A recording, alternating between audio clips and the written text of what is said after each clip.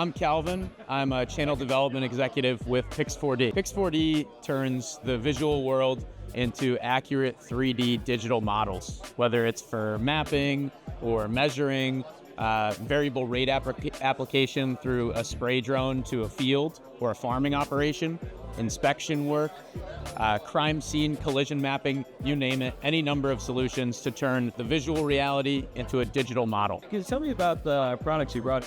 Well, I have one in particular, I guess, that I'll start with. This is a newer technology for us, but it's been an emerging market the last few years. We use Pix4D Catch, which is our iPhone-based application for data capture.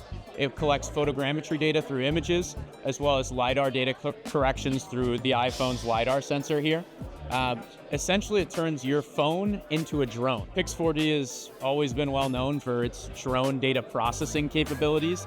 Now we've taken that to the streets, if you will, with terrestrial capture, where you can use that data standalone. You can use your drone data standalone still as well, or you can merge the two into one cohesive reconstruction. What you see here, this is from one of our partners, the Emlid Reach RX, also resold by drone nerds, but this is an RTK receiver to transmit RTK data for geolocational information about the images and LiDAR data that Pix4D Catch collects. And is there anything coming down the line for Pix4D that you want people to know about? Well, coming down the line, I would say arrived 2 weeks ago. We recently unveiled Gaussian splats for drone data. So now in our cloud-based platform, you can introduce Gaussian splatting as a layer with your processing steps to increase the level of detail on drone data.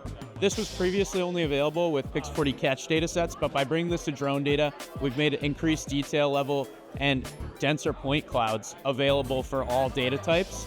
So with your photogrammetry workflows from the sky or from the ground, now increase your detail with Gaussian splatting.